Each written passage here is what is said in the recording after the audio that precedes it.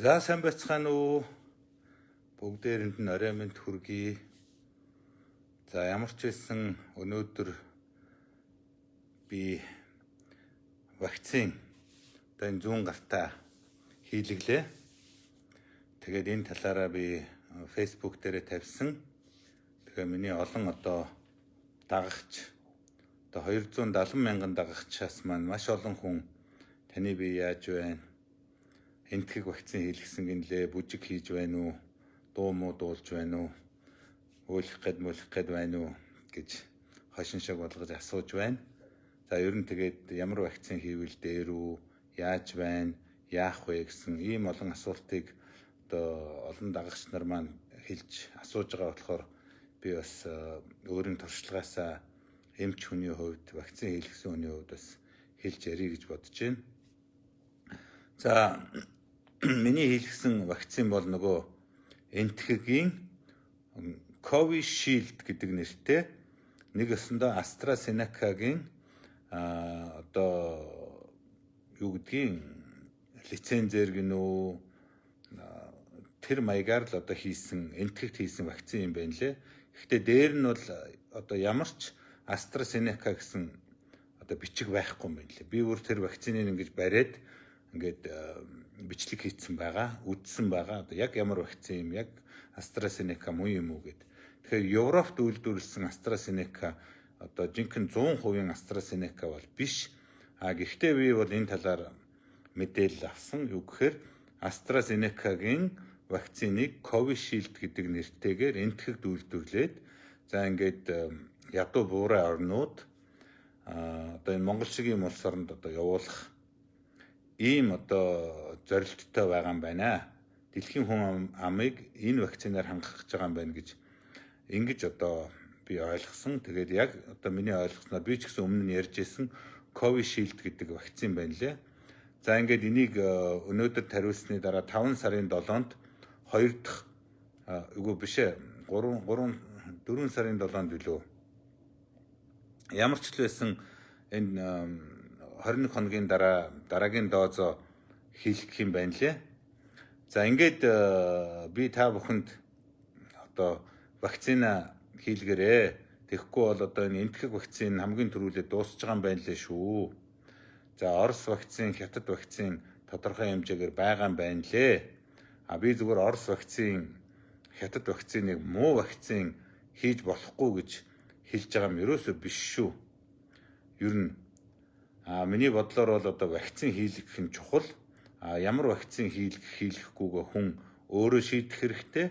Би ямар ч байсан Pfizer, AstraZeneca-гийн вакцин байвал хийлгэнэ гэдгээ бол миний үнэнч фэнүүд бол мэдж байгаа бах, хэлж ярьж байсан.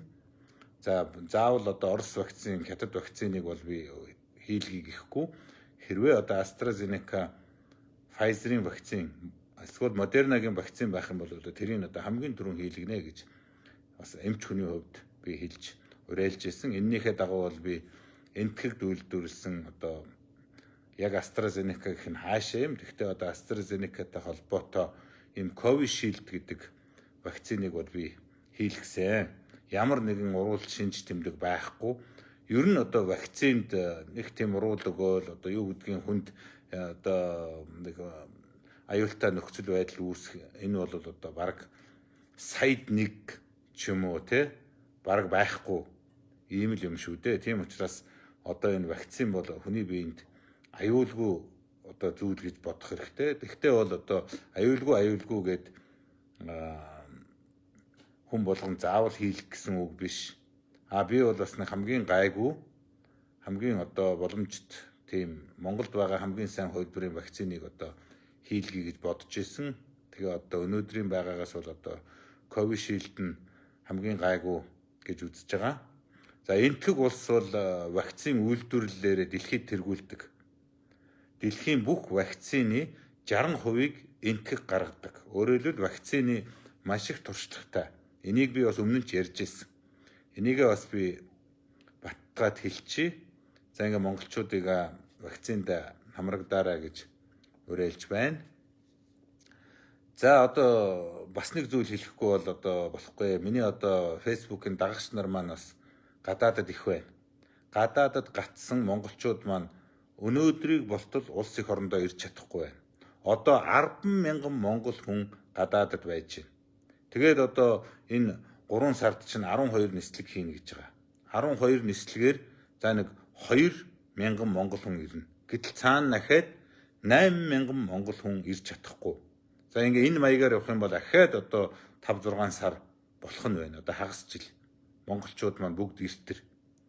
Тэгэхээр одоо энэ Монгол улс өөрийнхөө иргэнд хилээ хаасан одоо дэлхийн хамгийн өөдгүү амиа хичээсэн хамгийн одоо муухай улс болсон шүү.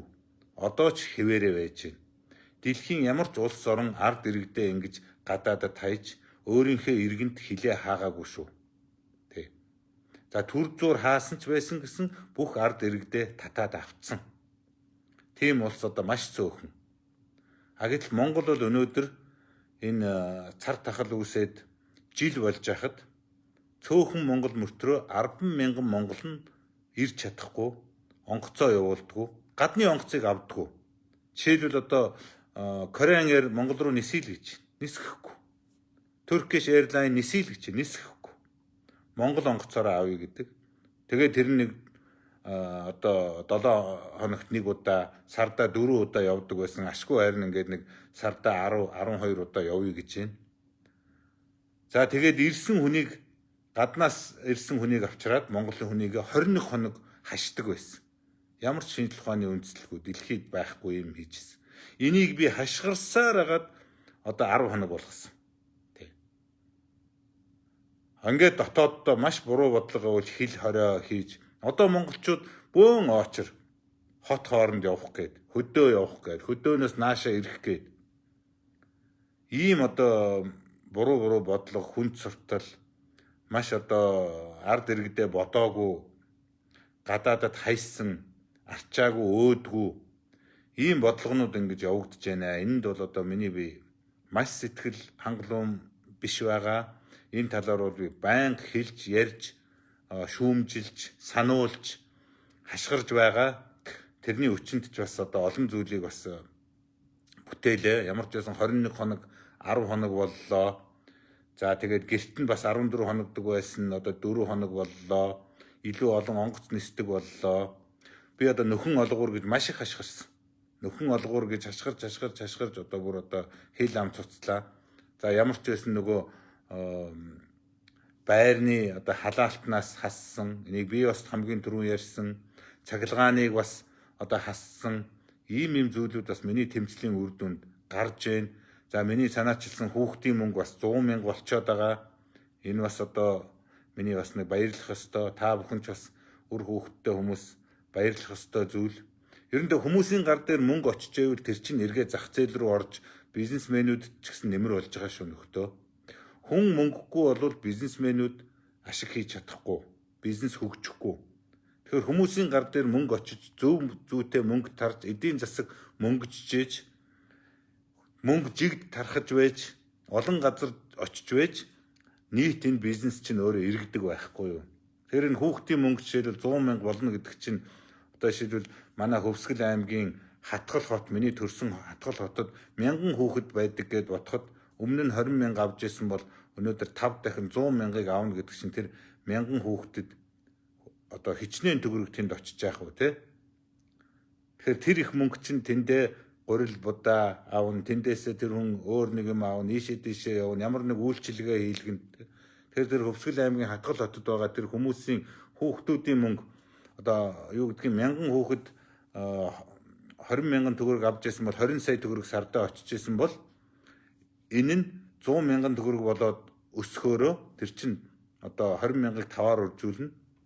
100 сая төгрөг сардаа очиж гин гэсэн хүүхдийн мөнгөөр дамжиж тэр 100 сая төгрөгийг чинь тэр хүмүүс аваад тэндээ гурилаа аавна, будаага аавна, үйлчлэгээгээ аавна, ийшээ явна.